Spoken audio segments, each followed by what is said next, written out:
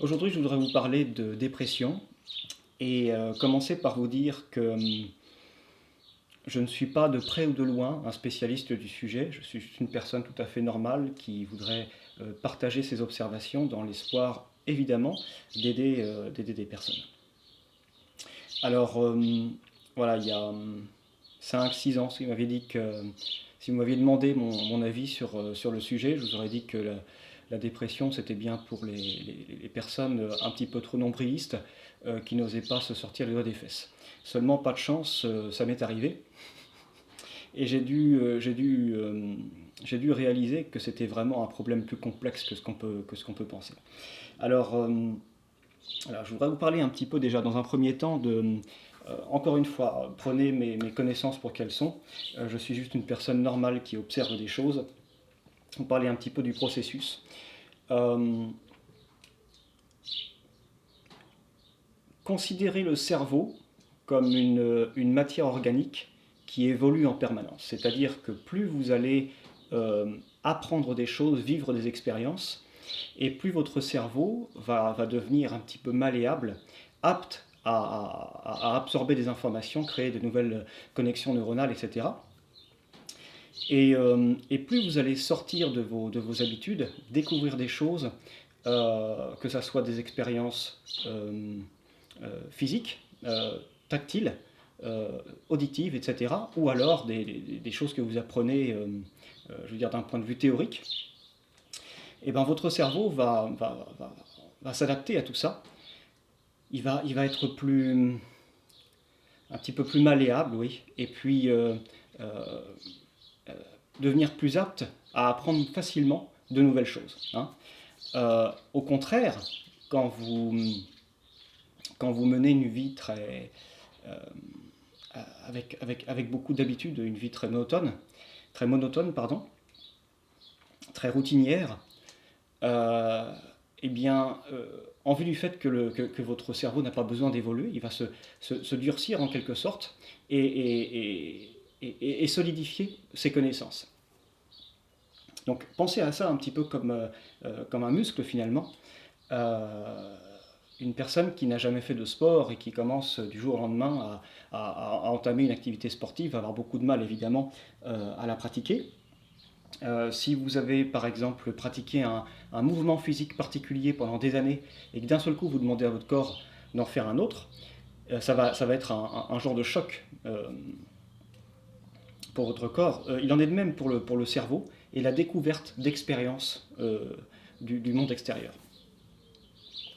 Et ce qui se passe dans le cerveau d'une personne qui est dépressive, c'est que vous avez un problème ou un ensemble de problèmes auxquels vous ne trouvez pas de solution. Et ces problèmes tournent en rond. Et pour vous donner un exemple, imaginez une personne qui est enfermée dans une pièce et qui ne trouve pas qui cherche évidemment à sortir de cette pièce, mais qui ne trouve pas d'issue. Alors, dans un premier temps, elle va tester toutes les possibilités auxquelles cette personne pense. Hein. Et voyant qu'elle ne peut pas sortir, il y a un moment où cette personne va réessayer des, des idées de sortie qu'elle a déjà essayées. Et donc, petit à petit, vous avez un ensemble de questions qui commencent à tourner dans votre tête, auxquelles vous n'avez pas de réponse, et qui vont en quelque sorte paralyser votre cerveau dans une réflexion qui n'aboutit à rien. Euh, donc, est-ce que cette personne...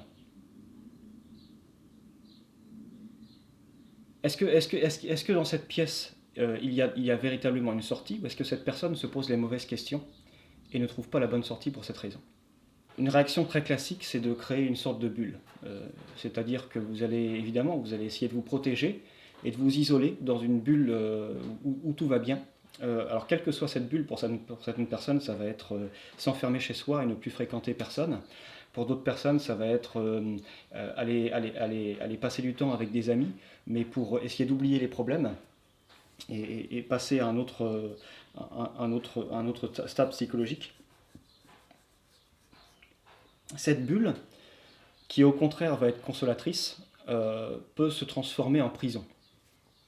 Dans la mesure où plus vous allez y rester, pardon, et plus vous allez avoir envie d'y rester, vous allez vous enfermer. C'est-à-dire que le piège de la dépression, c'est que même si on a des choses à faire, on n'a plus envie de rien, on n'a plus goût à rien, donc on ne fait rien, on s'enferme,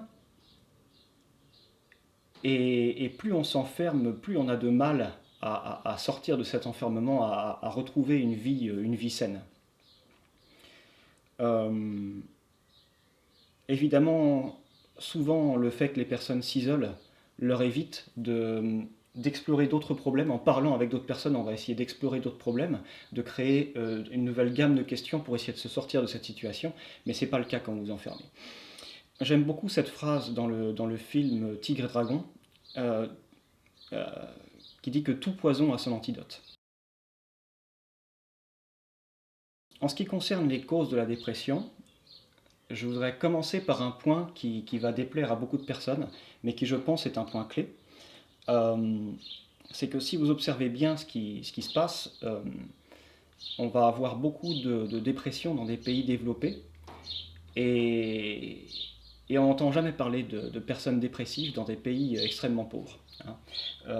Dans des bidonvilles où, imaginez, je ne sais pas, un père de famille qui travaille dans une mine 15 heures par jour pour gagner 5 euros par mois, qui est obligé de travailler, continuer à travailler, à se bousiller la santé pour nourrir sa famille. Cette personne, elle n'a pas le luxe de pouvoir déprimer et se plaindre. Cette personne, elle est obligée de continuer.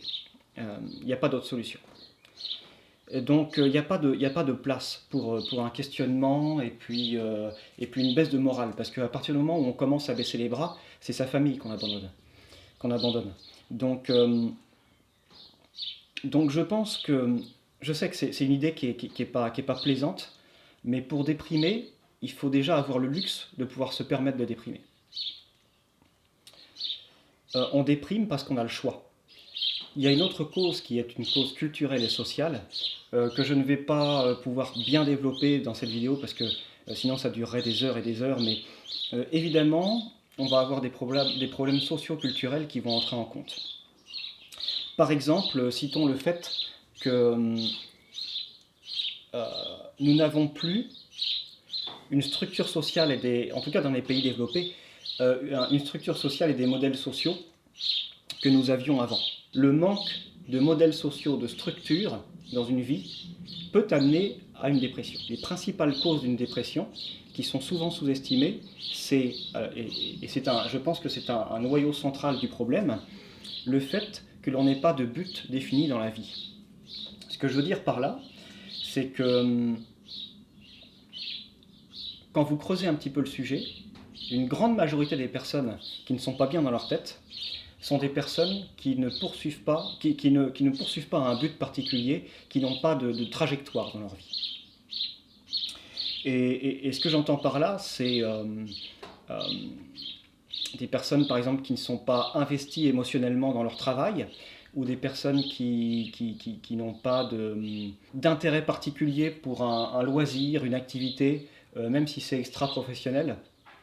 Vous pouvez par exemple avoir un travail qui vous ennuie, mais à côté de ça, être engagé profondément dans une association, avoir un but et un genre de programme qui vous amène toujours un petit peu plus loin, une trajectoire à suivre dans la vie. Ça peut être une passion pour un sport, ça peut être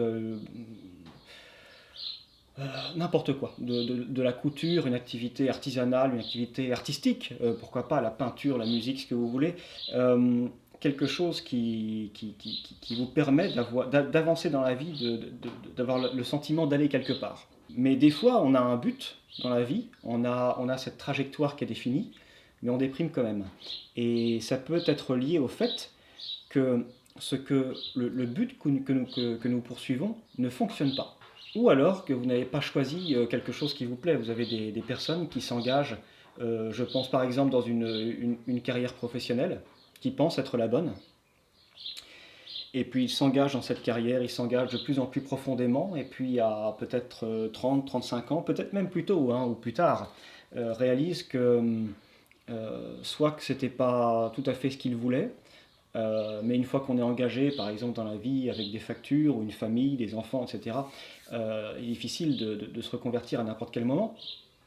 Donc vous vous sentez obligé de continuer. Ça peut être une carrière professionnelle qui vous plaît énormément, mais vous avez des supérieurs ou des confrères, des collègues, confrères, consoeurs, collègues, qui salissent cette image positive que vous avez de votre métier. Et vous n'êtes pas obligé d'avoir un seul objectif dans la vie. Vous pouvez en avoir plusieurs, mais le fait de poursuivre quelque chose, d'avoir un plan pour l'avenir, c'est très important. Et surtout, évidemment, ça va de soi, mais je le précise quand même, quelque chose qui vous plaît, quelque chose qui vous entraîne vers l'avenir. Donc, peu importe que vous n'ayez pas de but défini, que votre but ne fonctionne pas ou que vous pensiez que ce but était le bon, mais ça, en fait, ça n'est pas le bon, je pense qu'une des premières démarches à faire, et c'est le cas en règle générale, quand on veut régler un problème, déjà identifier le problème et surtout essayer d'identifier la source du problème. Parce que ça peut être plus complexe que ce qu'on croit. Il y a des fois un problème source qui va déclencher un autre problème, qui lui va déclencher un autre problème. Et donc si vous ne remontez pas à la source du problème, vous n'allez faire que le contourner. Faire le ou les bons choix en ce qui concerne cet objectif que vous vous donnez, c'est très important, mais c'est aussi très difficile aujourd'hui, notamment, encore une fois, je ne peux pas évoquer beaucoup de causes socio-culturelles, mais nous avons par exemple Internet.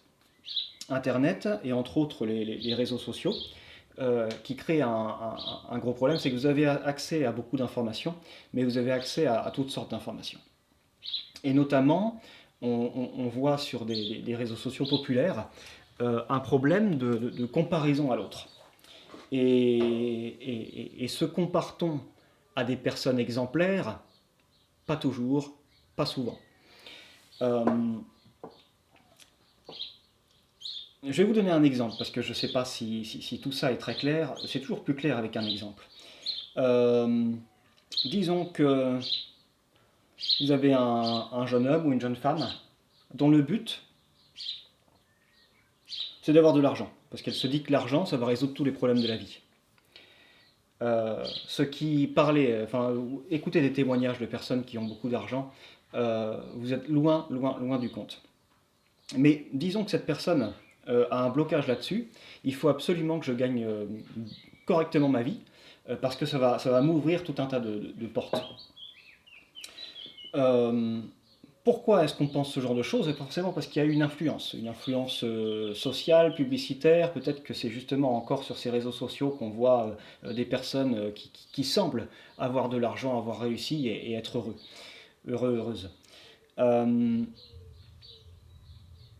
va prendre le cas d'un homme par exemple. Hein. Et disons que vous réussissiez votre objectif, vous gagnez très bien votre vie.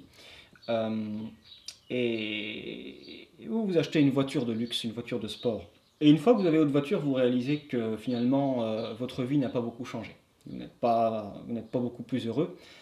C'est parce que vous n'avez pas identifié ce qui vous fait vraiment plaisir et ce que vous vouliez vraiment. À travers l'image de cette voiture, peut-être que vous vous disiez, tiens, si je m'achète tel modèle de voiture, et bien peut-être que je vais avoir plus de contacts sociaux. Et peut-être que le problème, c'est justement que vous avez du mal à vous intégrer dans des groupes sociaux, et en gros, vous faire des amis, et que vous voulez davantage sortir et fréquenter des gens, mais vous avez du mal à vous intégrer. La voiture ne va pas résoudre ce problème.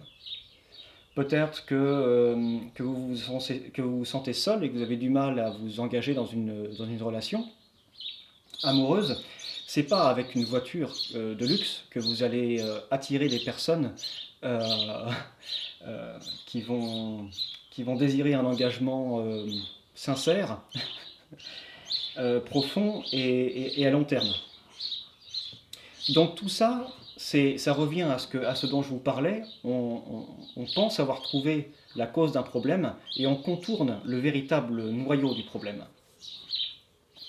Donc il est important de se poser les bonnes questions. Et de ne pas trop se comparer aux autres, euh, ou du moins choisir les personnes qu'on admire et et dont on veut s'inspirer. Alors quand on est dépressif, on a souvent l'impression d'avoir plus de problèmes que les autres, ou d'avoir des problèmes plus difficiles à gérer que les autres. Euh, Tout ça, évidemment, c'est une question de perspective.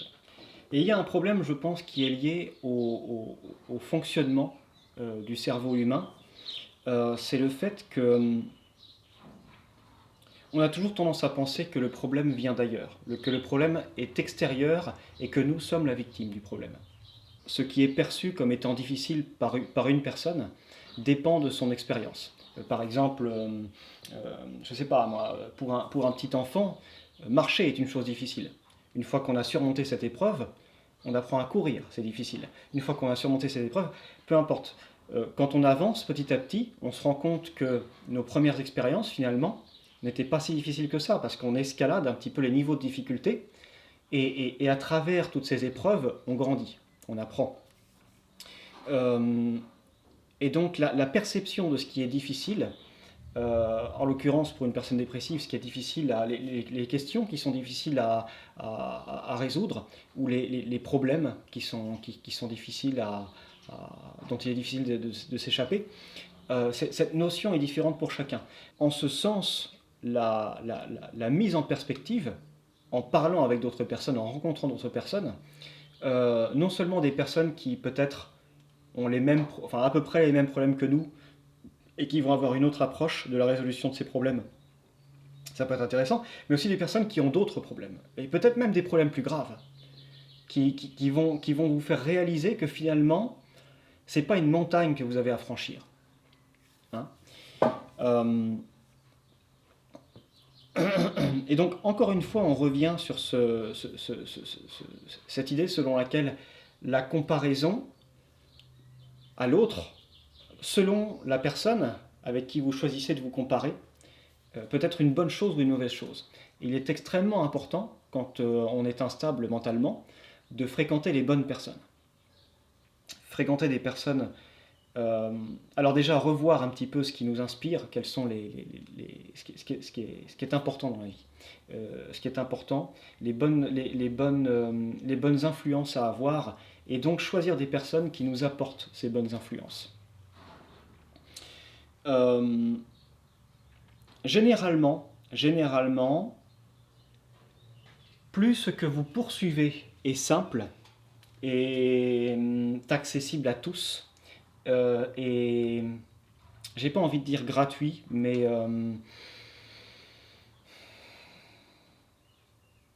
une balade en forêt, ça coûte pas cher.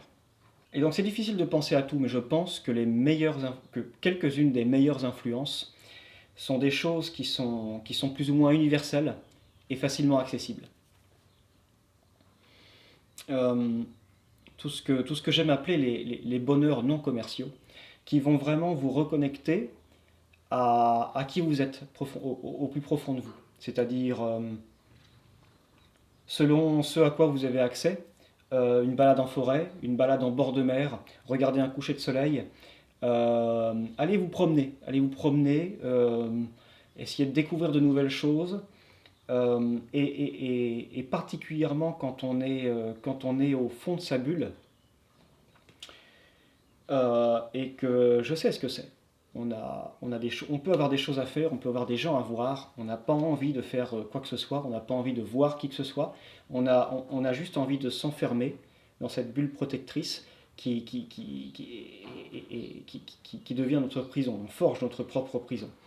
Et il va falloir un entrain, un genre de tremplin qui va vous expulser en dehors de cette prison. Et après, le défi, ça va être de rester à l'extérieur. Mais ça, c'est un autre problème. Déjà, il faut s'expulser de cette prison. Et donc, j'en viens au 3e chapitre, comment guérir d'une dépression, ou du moins prévenir la prochaine et avoir de meilleures défenses contre la dépression. La première chose, c'est de choisir qui vous fréquentez et quelles influences en général vous allez avoir dans votre vie. Très important. Redéfinissez, il y a forcément quelque chose qui ne va pas. Donc redéfinissez votre style de vie.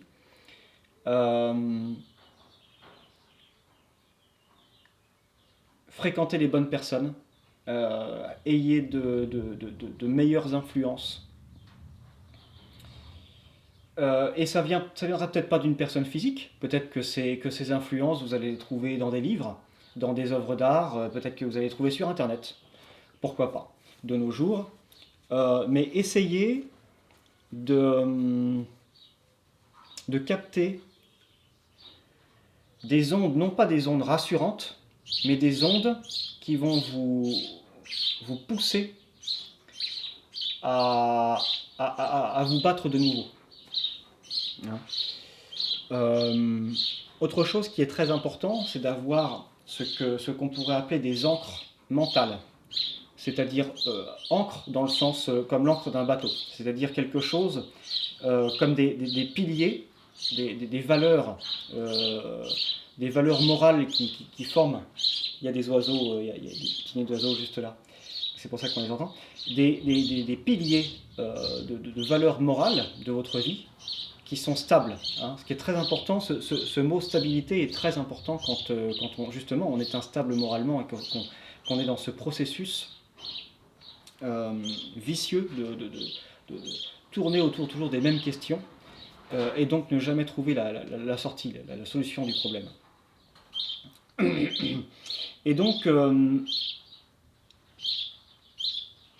le point positif, c'est que ces ancres mentales, ces valeurs, elles existent depuis l'Antiquité. C'est-à-dire qu'on croit toujours qu'on a perdu des valeurs sociales, mais que nos parents ou nos grands-parents avaient plus de valeurs, etc. À travers toute l'histoire, ça a été comme ça.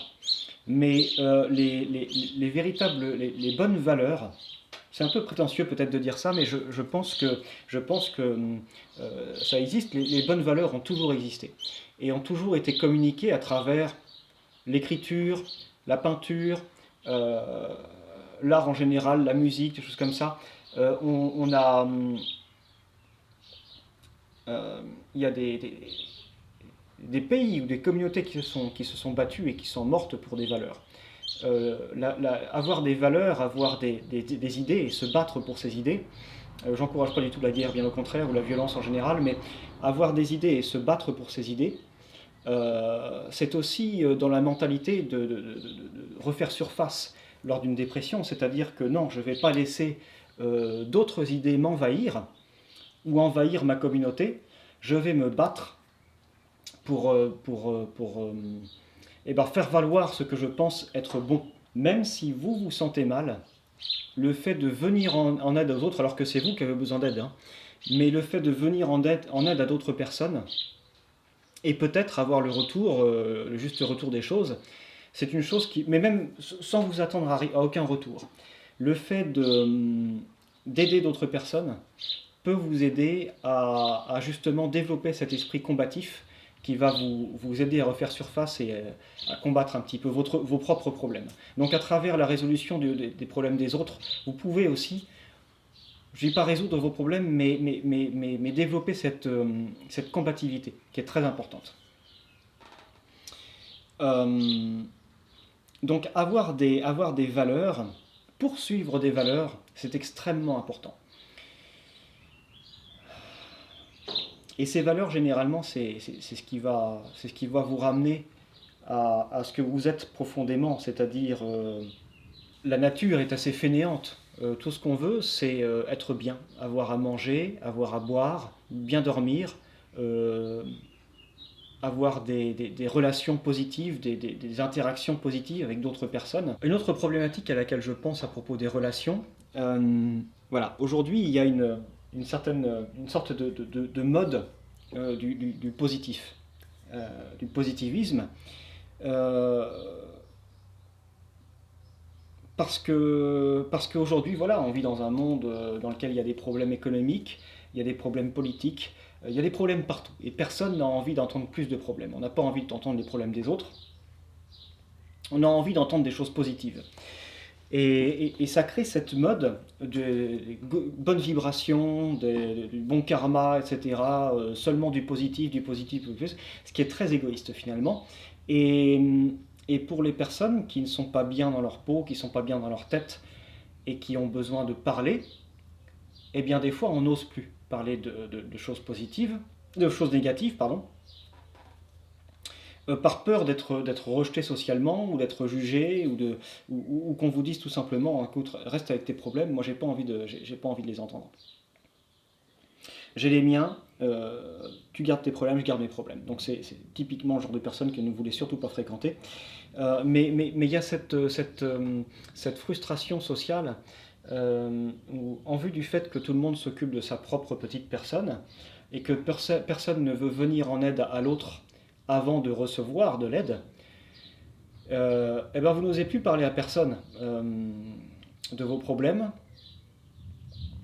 et, je pense que pour une majorité de gens, ne serait-ce que parler de la chose sans forcément avoir un retour de solution, de je ne sais quoi, le simple fait de parler, ça fait du bien. Ça fait du bien, ça libère un petit peu d'un poids, et cette nouvelle sensation de légèreté, ça peut vous donner ce petit élan qui va vous faire sortir de tout ça. Éventuellement, les réponses sont en vous, et c'est à vous d'opérer des changements. Des fois, il faut se donner un bon coup de fouet et essayer d'opérer les changements à l'intérieur. Et pour ça, ce que je conseille, c'est premièrement d'essayer de simplifier sa vie. Je veux dire, aujourd'hui, on a énormément de... On passe énormément de temps à faire des choses qui ne mènent nulle part. Remplir des papiers, payer des factures, faire le ménage, faire des courses, faire une lessive. Pour certaines personnes, le fait de choisir les vêtements qu'on va porter avant d'aller au travail, parce que tiens, si je porte tel vêtement, ça va être mal vu, etc. Ce sont des petits problèmes dont on n'a peut-être même pas conscience, mais qui vont compliquer un tout petit peu votre vie et vous empêcher de parvenir. Ça s'accumule tous ces petits problèmes.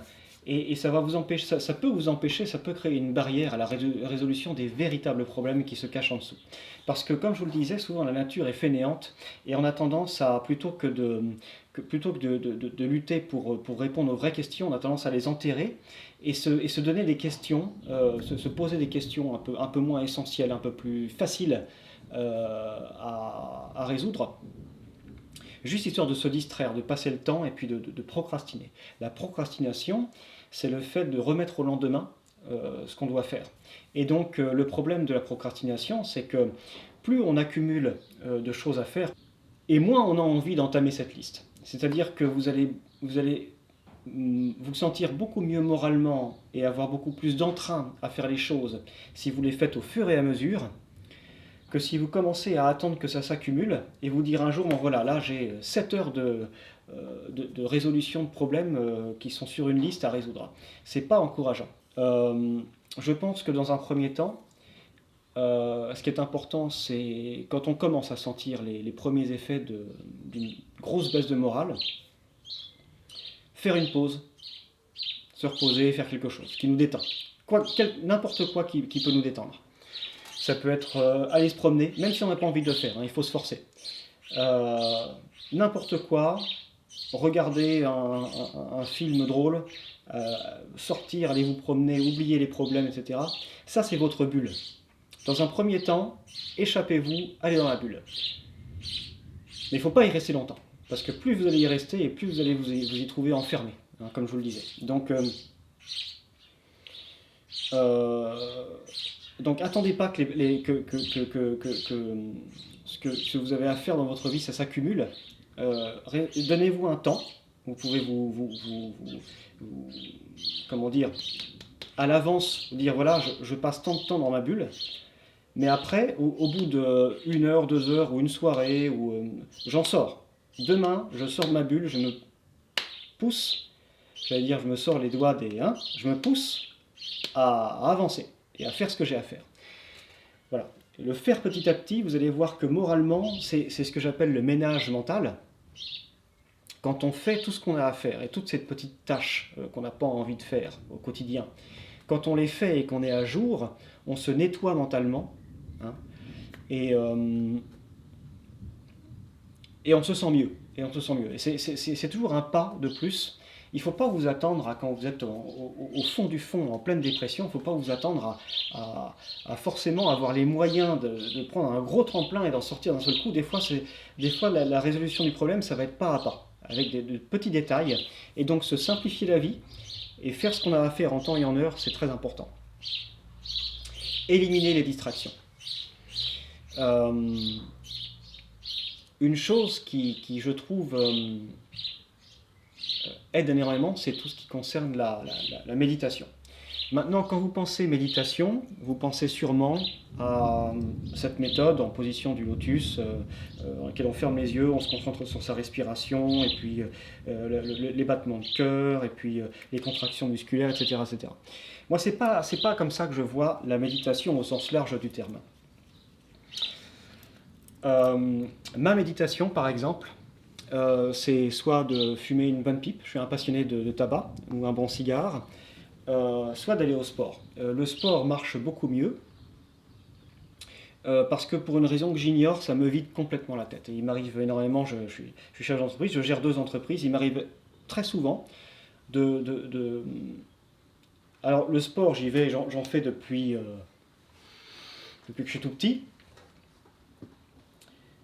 Régulièrement, je me trouve, disons, voilà, prenons par exemple, je suis à la fin d'une journée de travail, journée fatigante, j'ai juste envie d'aller m'asseoir sur le canapé et puis bouger, ça c'est le piège ultime. Mais il faut que j'aille au sport. Et régulièrement, il faut que je me force pour aller au sport. Mais une fois que j'y suis, et j'y vais la tête pleine de problèmes, avec ces questions qui tournent en rond, qui vous empêchent des fois de dormir et qui vous plongent dans cette dépression profonde, euh, une fois que je suis au sport, sans avoir aucunement conscience de la chose, hop, les problèmes disparaissent. Je me vide complètement la tête.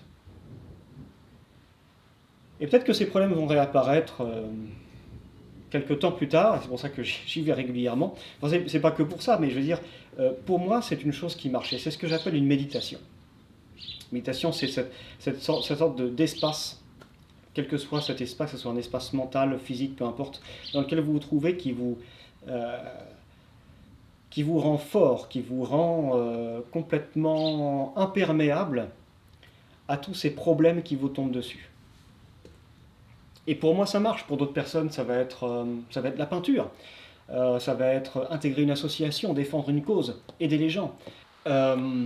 Et justement, si vous n'avez pas d'idée de votre propre méditation, j'ai remarqué que les tâches répétitives sont une excellente forme de méditation en règle générale. C'est-à-dire, par exemple, c'est tout bête, mais passer le balai. Aujourd'hui, on n'a plus l'habitude de ça, on passe l'aspirateur, l'aspirateur ça fait du bruit, et puis c'est une obligation qu'on doit faire régulièrement, etc. Passer le balai, si vous avez une cour ou je ne sais quoi, c'est une tâche répétitive qui va vous pousser à vous vider la tête. Et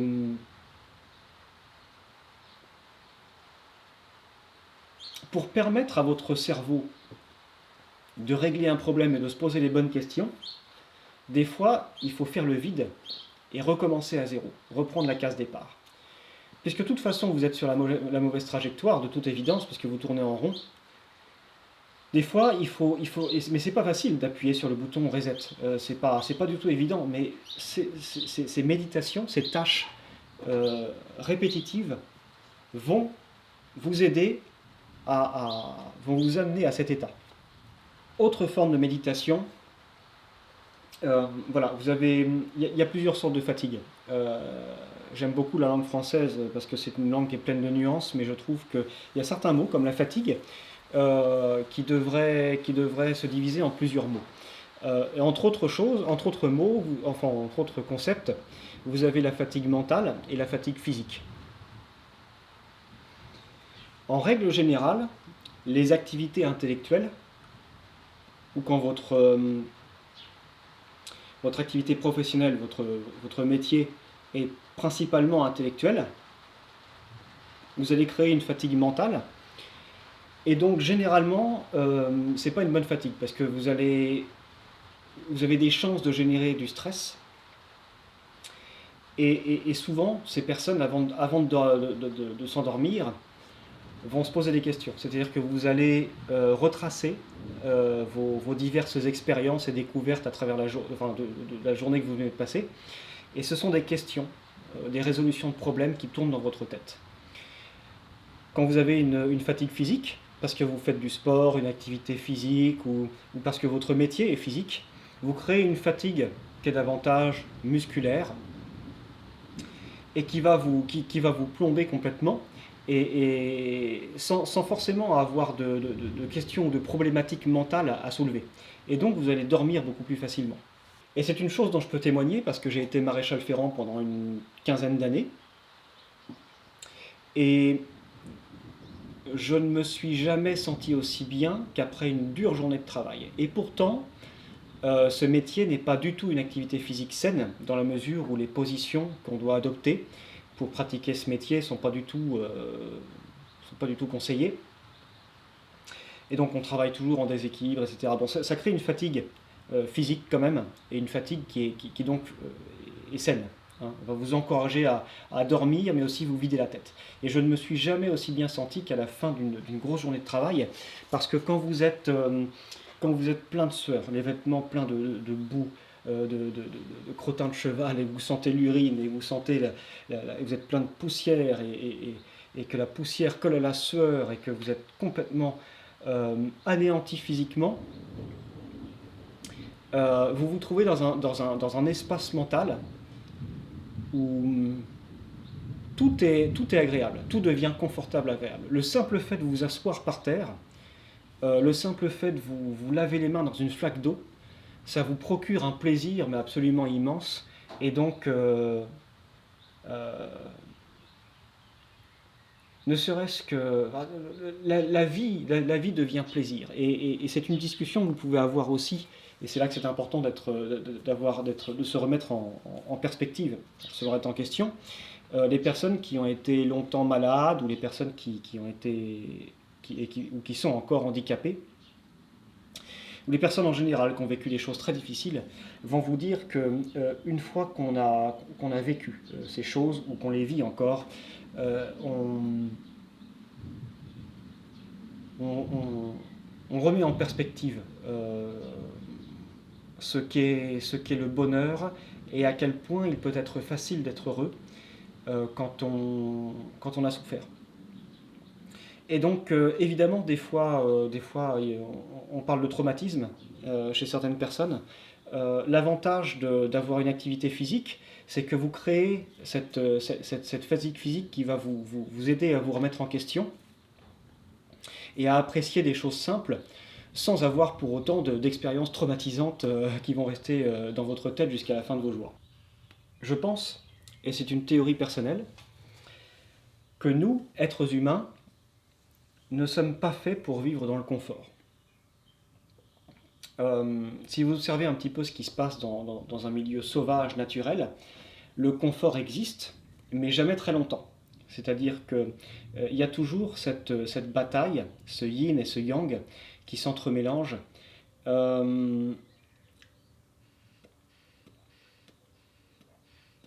Cette relation très, très intime entre le confort et la souffrance. Et ça, c'est une chose qui est très importante. La souffrance vous amène à apprécier de nouveau le confort, et le fait de baigner dans le confort vous amène à une certaine souffrance. C'est un phénomène, par exemple, si vous écoutez les témoignages de certains youtubeurs qui gagnent leur vie en voyageant et en découvrant les plus beaux endroits de la Terre, ils vont vous dire qu'il y a un moment où, évidemment, on commence à s'habituer à ce style de vie et où plus rien ne vous contente. C'est-à-dire que quand vous avez vu les plus belles plages du monde, quand vous avez vu les plus beaux hôtels du monde et que vous baignez en permanence dans ce luxe perpétuel, eh ben ça vous semble normal et il n'y a plus rien qui vous impressionne. Et donc, vous commencez à vous ennuyer, à ne plus avoir de but à poursuivre, et donc, ça peut vous amener à une dépression. Pour apprécier la nourriture, il faut attendre d'avoir faim. Si on vous donne en permanence à manger, vous n'allez plus apprécier, quel que soit le plat, vous n'allez plus apprécier la nourriture, évidemment. Et donc, dans la nature, il y a cette relation permanente entre le confort et la souffrance. Et pour apprécier le confort, il faut atteindre un certain degré de souffrance. Je pense que beaucoup de métiers artisanaux reproduisent de façon plus supportable un état de survie. J'ai l'impression que c'est en quelque sorte l'équilibre parfait entre la souffrance et le confort, parce que quand vous êtes artisan, en règle générale, vous avez juste ce qu'il faut de souffrance sans être dans un état de traumatisme irréversible. Vous avez juste ce qu'il faut de souffrance pour réapprécier un petit peu le confort. Mais on ne va pas trop loin, vous voyez. Et donc on garde ce juste milieu qui est très intéressant. Et tout ce qui est activité physique, en règle générale, va combattre le stress mental. Je suis dans le chapitre des méthodes auxquelles je pense pour essayer de guérir ou de se sortir de la dépression. Et donc je ne peux pas conclure cette vidéo sans parler, sans évoquer la question qu'est-ce que le bonheur? Premièrement, une petite nuance qui est très importante. De façon générale, on a tendance à penser que le bonheur est une chose atteignable. Et moi je pense que cette façon de penser, c'est justement ce qui vous empêche d'être heureux. Je m'explique. On peut atteindre le bonheur, mais on ne peut jamais être heureux en permanence. On n'est pas fait pour ça. Et donc, moi, c'est une chose que j'ai découverte, crise de dépression après crise de dépression, parce que souvent, après une grosse dépression, j'avais j'ai eu la chance que ça ne dure jamais très longtemps. Et souvent, après une grosse crise de dépression, j'avais ce genre d'élan de bonne humeur et d'inspiration. J'ai passé beaucoup de temps à me demander ce qui se passait exactement. Et j'ai compris qu'en fait, c'est la façon dont on fonctionne. On fonctionne un petit peu comme une balance. Et plus on va tirer la balance d'un côté, plus elle va vouloir retrouver l'équilibre et partir de l'autre côté à toute vitesse. On ne peut pas être heureux en permanence. Et donc, je pense que, en tout cas, c'est ce que j'en ai conclu, pour retrouver goût au bonheur, des fois, il faut plonger. Et ce n'est pas une chose que vous allez faire volontairement, évidemment. C'est une chose que votre corps va vous imposer. Des fois, il faut savoir, plutôt que de lutter contre une dépression, il faut savoir essayer de décoder ce qui se passe dans votre corps ou dans votre tête et vous dire, tiens, est-ce qu'il y a un problème que j'arrive pas à résoudre parce que je me pose des mauvaises questions? Ou est-ce que c'est pas tout simplement mon corps qui me met en alerte et qui me dit, stop, là il faut que tu te reposes, il faut que tu changes de style de vie parce que ça va pas, ça peut pas durer. On fait une pause, on médite, et des fois cet état dépressif qui vous isole un petit peu, qui vous reconduit dans votre bulle, ça vous amène à... Des fois, j'essaie d'être nuancé parce que bon, c'est jamais facile de parler en règle générale de tout ça, mais ça peut vous amener à un état de repos.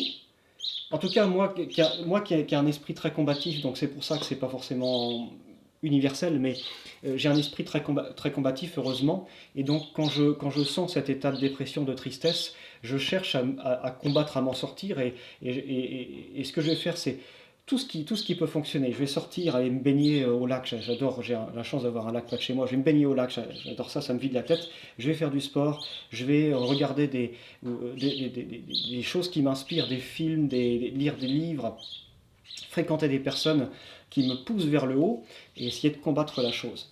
Et si j'avais pas cet état de tristesse profonde qui m'envahissait de temps en temps, j'irais pas rechercher l'inspiration. Et c'est cette inspiration qui me permet de remonter la pente et de retrouver le sourire, et puis d'être aussi très inventif artistiquement. Et donc j'ai l'impression que, je dis toujours que c'est comme surfer sur une vague, on a besoin du creux de la vague pour avoir aussi du relief, pour avoir cette montée d'eau. Euh, et donc il faut apprécier. Il faut apprécier toutes ces variations mentales euh, et des fois les interpréter comme un message du corps. C'est toujours délicat parce que vous avez des gens qui ne s'écoutent pas assez et des gens qui s'écoutent trop. Et donc c'est difficile de donner des conseils par rapport à ça parce qu'il faut toujours trouver l'équilibre et c'est jamais facile à expliquer. C'est encore plus difficile à faire parce qu'on est toujours attiré vers les extrêmes. C'est toujours très facile d'aller vers les extrêmes. C'est pour ça que ça nous attire. Trouver l'équilibre, c'est quelque chose de très compliqué, ça demande une vie entière. Et donc, par rapport à ce que je vous disais en ce qui concerne le bonheur, l'erreur, je pense, c'est de croire que le bonheur est atteignable, à tout jamais. Et de penser que oui, on peut être heureux en permanence. Si on trouve la clé de notre vie, de ce qui nous rend heureux, on peut être heureux à tout jamais. C'est complètement faux. Le bonheur, c'est un petit peu comme une relation amoureuse, ou une relation en général.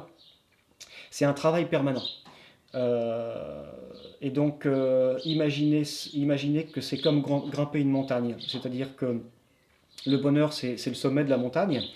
Mais si vous vous dites que vous allez atteindre le sommet, vous vous trompez. Vous allez peut-être l'atteindre, mais pas pour longtemps. Et découvrir qu'il y a un autre sommet encore au-dessus.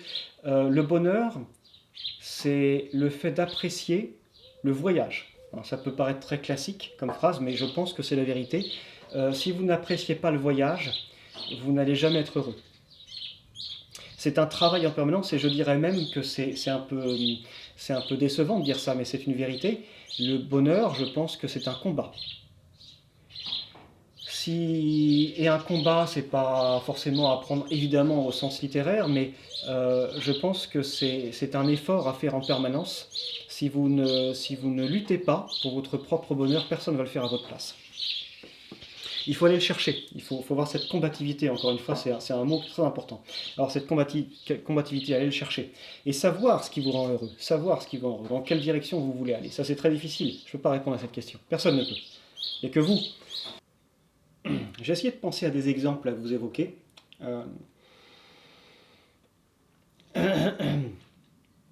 Pour vous figurer un petit peu ce dont je veux parler. Voilà, je me suis longtemps promené en forêt. Et j'y allais avec mon appareil photo, dans l'espoir de rencontrer quelques animaux. Et ce que je remarquais très souvent, alors coïncidence ou fait, j'en sais rien, c'est que plus je cherchais les animaux, et moins j'en trouvais, et vice-versa. Plus je m'abandonnais à une marche détendue dans la forêt, en me vidant la tête, et plus je faisais la rencontre d'animaux, des rencontres complètement inespérées. Et donc je pense que dans votre processus de questionnement, des fois le fait de ressasser ces questions en permanence, c'est justement ce qui vous emprisonne. C'est comme quand vous cherchez un mot. Quand vous l'avez au bout de la langue, mais vous n'arrivez pas à le trouver. Tant que vous cherchez, c'est le même processus intellectuel. Plus vous cherchez, et plus vous allez créer un genre de stress psychologique. Il faut que je trouve tout de suite, je n'ai jamais trouvé. Et des fois, vous changez de sujet, de conversation, vous passez sur autre chose, et là, ça revient. Et donc, cette remise en perspective, eh bien, par rapport à ce que je vous disais en ce qui concerne le cerveau et la malléabilité de votre organe cérébral, c'est justement la recherche de nouveautés, de nouvelles expériences. Et ces nouvelles expériences, c'est aussi une remise en question permanente, une nouvelle approche des choses. C'est ce qui va vous faire avancer souvent. Maintenant, il y a un piège dans lequel il ne faut pas tomber, c'est que le fait de vouloir échapper aux véritables questions, et c'est toujours, encore une fois, c'est cet équilibre, il faut jamais se laisser tenter par les extrêmes, mais toujours chercher le bon équilibre. Des fois, en voulant échapper aux véritables questions, vous ne voulez pas faire face aux véritables problèmes, aux véritables questions, vous allez chercher à y échapper et à distraire votre attention. Et ça, c'est dangereux parce que vous n'allez jamais résoudre le problème. Vous allez toujours être en perpétuelle recherche de distraction pour éviter d'avoir à combattre les vrais problèmes. Ça, c'est dangereux. C'est le problème, par exemple, qu'on va avoir, entre autres, qu'on va avoir avec la drogue ou l'alcool ou d'autres substances comme ça qui sont évidemment très néfastes. C'est que vous ne résolvez aucun problème, seulement vous vous échappez durant une période limitée. Et en plus de ne pas résoudre le problème, vous créez d'autres problèmes. Imaginons une personne voilà, qui veut faire du sport, qui veut perdre du poids, un cas très classique. Vous n'allez jamais y arriver si vous n'avez pas la volonté de le faire. Donc la première issue pour un dépressif, c'est d'avoir envie de guérir et d'avoir envie de faire face au problème. Et des fois, le problème, ça vous fait peur. Ce qui justement, des fois, on a très bien conscience de ce qui nous met dans cet état dépressif, mais on ne veut pas faire face au problème. On en a peur, ou on a tellement été traumatisé par ce problème. Je veux dire, l'état dépressif peut être provoqué par exemple par un décès d'une personne qui est très proche, très chère. Et donc la seule chose dont on a envie, c'est oublier. Mais des fois, oublier, c'est pas résoudre le problème, c'est le contourner. Donc, quand c'est comme ça, peut-être qu'il est intelligent, plutôt que de s'attrister d'un décès, profiter des vivants. Hein, essayez d'en tirer des leçons. Je veux dire, une erreur n'est jamais enrichissante tant qu'on n'a pas tiré de bonnes leçons de cette erreur, pour évoluer, pour se sortir de cette situation. Et donc, s'apitoyer sur un mort, aussi triste que ça puisse paraître, parce que des fois ça fait du bien, hein, évidemment, de pleurer, d'extérioriser tout ce mal, toute cette souffrance. Mais ça ne résout pas le problème. Et la leçon à en tirer, je pense, dans ce cas particulier, c'est j'ai perdu un proche, mais j'ai peut-être d'autres proches, et je vais en profiter. Le temps est compté, je vais en profiter. Et c'est ça la vie. C'est un sujet dont parlait l'auteur Anne Rice dans sa trilogie sur les vampires. À travers cette histoire fantastique de vampires, elle parlait justement du fait que la vie, c'est un genre de compte à rebours. À vivre trop longtemps, ils perdent la motivation, l'explosion de joie et de souffrance que procure la vie. Parce que le problème, quand on a tout le temps du monde, c'est qu'on repousse toujours ce qu'on veut faire. C'est-à-dire, par exemple, oh tiens, je rêve d'aller dans les Caraïbes. Mais je vais vivre 500 ans, je vais vivre 1000 ans, 2000 ans, donc je peux toujours le faire plus tard, c'est pas grave. Quand le temps est compté, vous vous dites, voilà, c'est maintenant. Je ne peux pas y aller quand j'aurai 70 ans, je vais moi en profiter. Allons-y maintenant. Donc je vais travailler pour gagner de l'argent pour y aller. J'ai un objectif. Vous voyez ? Bon, c'est un exemple, hein, mais le fait que la vie soit aussi courte, aussi brève, ça nous donne justement, ça devrait nous donner justement cet entrain, cette pulsion il n'y a pas de temps à perdre, c'est maintenant. Chaque seconde qui passe, c'est une seconde de moins à vivre, donc c'est maintenant. Et encore une fois, je vais reparler d'équilibre, c'est une notion qui peut déprimer aussi. Parce qu'on peut développer, c'est mon cas, à jouer à ce petit jeu, on peut développer une peur du temps qui passe. Je veux dire, il n'y a pas de recette miracle. Hein. La vie, votre existence tout entière, c'est un apprentissage.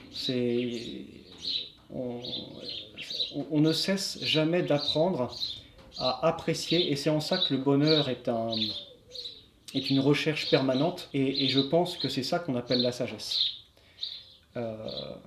Ceci étant, comme le disait un homme politique dont j'ai oublié le nom, l'expérience ne fait pas la sagesse. L'expérience ne fait que des vieillards. Ce que ça veut dire, c'est que c'est pas parce qu'on fait une chose, par exemple en particulier pendant 20 ans, qu'on va devenir bon là-dedans. Ce qui est important, c'est d'apprendre à s'améliorer, et pour ça, il faut de la volonté. Oui, la vie est un perpétuel apprentissage. Et la sagesse, c'est pas de ne tout ça n'est pas de tout savoir, c'est d'apprendre à se rapprocher d'un équilibre en se tenant à des valeurs morales. Et ça, c'est important. Je pense que c'est un des piliers de l'esprit humain, c'est vivre selon des valeurs. Et même, c'est très difficile de vivre selon des valeurs, parce que vous allez forcément, et d'autant plus aujourd'hui, vous allez forcément être face à des personnes qui se foutent de tout ça et qui choisissent la voie rapide, la voie facile. Donc, quand on est pionnier dans quelque chose, on choisit aussi de vivre dans un perpétuel combat. Ce que je veux dire par là, c'est que, je ne sais pas, penser par exemple à la première femme qui a voulu avoir le droit de voter, ou se battre pour donner droit aux femmes de voter. Ce qui paraît complètement absurde aujourd'hui, c'est une évidence. Ou la première femme, par exemple, qui a voulu porter un pantalon, plutôt qu'une robe ou qu'une jupe. Imaginez un petit peu cette femme confrontée à d'autres hommes, mais aussi d'autres femmes, complètement endoctrinées dans ses modes, dans ses pensées, et qui s'est dit, non, moi je pense avoir... je pense me battre pour des valeurs qui me sont chères, et donc je choisis de vivre en permanence contre ces personnes qui vont s'opposer à moi. Il faut avoir une certaine force mentale pour faire ce genre de choix. La plupart des gens vont choisir la facilité, vont choisir d'être d'accord avec tout le monde, avec le groupe, et finalement abandonner leurs valeurs pour une vie plus simple, pour une vie moins problématique. Euh, donc c'est pas pour tout le monde, mais je pense que avoir des valeurs, faire des choix dont on est fier, ça pousse vers une certaine forme de bonheur. Et chacun fera son choix, mais on peut être plus heureux en se battant en permanence pour quelque chose, pour une idée en laquelle on croit, plutôt que d'avoir une vie facile, mais de faire des choix dont on n'est pas fier et d'avoir une existence dont on n'est pas fier. Moi, je me dis toujours que je ne veux pas me réveiller à 70, 75, 80 ans et me dire mais qu'est-ce que j'ai fait de ma vie? Peut-être que vous allez avoir de l'argent, peut-être que vous allez voyager, et peut-être que vous allez vous acheter plein de beaux objets et des voitures et une grande maison et passer la fin de vos jours dans tout ce luxe matériel et puis cette accumulation de possessions intellectuelles ou matérielles, mais c'est pas forcément ce qui va vous rendre heureux. Je pense que ce qui contribue beaucoup plus largement au bonheur, c'est le fait de faire des choix dont on est fier au plus profond de soi. Et je pense que ça, une grande majorité de personnes en ont conscience de ce qui est bon, ce qui n'est pas bon, de ce qui est juste, de ce qui n'est pas juste, comment construire un monde dans lequel nos enfants pourront être heureux, faire les choix aujourd'hui qui vont conduire à un monde de demain, un monde dans lequel on serait heureux de vivre. Je pense que ce genre de poursuite mène plus facilement au bonheur que des bonheurs plus accessibles, des petites joies plus accessibles comme, je ne sais pas, un hôtel de luxe ou un bon restaurant. Parce que ça, ce sont des expériences, mais qui sont très superficielles finalement. Et donc, je pense que dans la recherche, après ça dépend beaucoup de personnes, mais dans la recherche d'un bonheur intense et profond, les valeurs morales, les véritables valeurs qui, je pense, sont ancrées en nous, parce qu'elles sont simples et parce elles sont vraies, je sais pas, la liberté. liberté d'expression. Ce sont des choses très simples, mais qui malgré les combats que ça engendre, peuvent conduire à une certaine forme de bonheur. Le bonheur n'a pas vraiment de visage. Il a le visage qu'on veut bien lui prêter. Donc vous voyez, dans le questionnement de qu'est-ce qui me rend malheureux, il faut aussi se demander ce qui peut nous rendre heureux. Et ça va dépendre de chacun. Mais je pense que les valeurs morales sont un bon départ.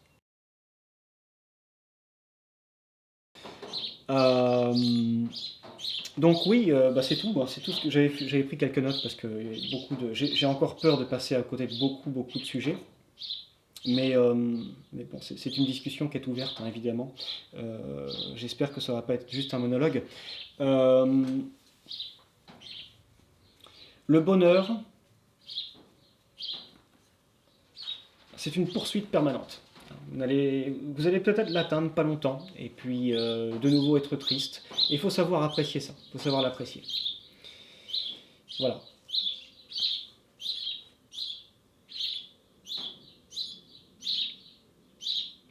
Comme je le disais, la discussion est ouverte. N'hésitez pas à poser des questions, évoquer vos idées, vos expériences, votre interprétation de la chose. J'espère avoir allumé une petite lumière dans la tête de beaucoup de personnes, et à travers le partage de mon expérience. J'ai évité de vous raconter ma vie parce que je pense que ça n'a aucun intérêt. Et puis comme je le disais, chacun a sa propre interprétation de ce qui est difficile. Et donc, de cette façon, on est tous en train de lutter, quel que soit le niveau de difficulté. Voilà, autre chose, oui, qui est important, une petite nuance qui est importante. Apprenez à remplacer le mot obstacle par le mot défi. Ça paraît être juste des belles paroles, mais c'est très important. C'est juste une question de perspective, hein. Quand quelque chose vous barre la route, plutôt que de vous apitoyer sur votre sort et baisser les bras, apprenez à l'interpréter comme... voilà, on me met au défi de faire quelque chose, j'ai prouvé que je peux aller au-delà. J'ai prouvé que je peux passer cet obstacle et grandir.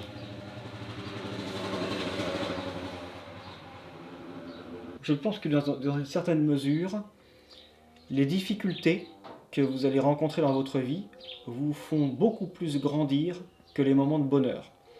Et c'est valable par exemple en ce qui concerne vos relations amicales ou vos relations en permanence. Vous ne pouvez jamais savoir si un ami est un ami tant que tout va bien. C'est quand quelque chose ne va pas bien dans votre vie que vous réalisez si vous avez des amis ou pas, des soutiens autour de vous ou pas. Et dans le cas d'une personne dépressive, souvent on n'a pas envie de se confier parce que vous avez beaucoup de personnes qui font semblant de se soucier de vos problèmes et qui vont vous prendre un petit peu en pitié. Oh, c'est triste ce qui t'arrive, oh là là, oh oui, je suis malheureux pour toi, dis donc. Et c'est pas ce qu'on a envie d'entendre. Ce qu'on a envie d'entendre, enfin, ce qu'on a envie d'avoir comme retour, c'est une personne qui dit voilà, écoute, quel est ton problème? Explique-moi ce qui ne va pas. On va essayer de trouver des solutions ensemble. Et moi, je vais essayer de t'aider à résoudre les énigmes de ta vie, hein, tout ce qui ne va pas, et te pousser au-delà. C'est bon. Il y a très peu de personnes qui vont réagir comme ça. Mais encore une fois, si vous voulez que d'autres personnes agissent comme ça envers vous, donnez l'exemple. Faites d'abord ce premier pas. Hein.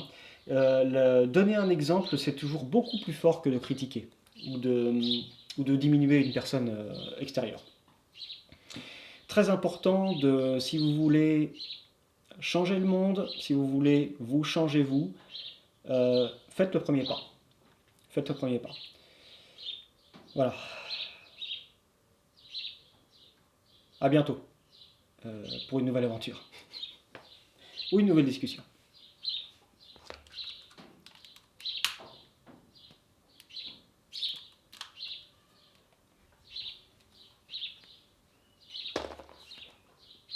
J'ai commencé cette vidéo, le temps était orageux, le soleil perce les nuages. C'est pas beau ça ?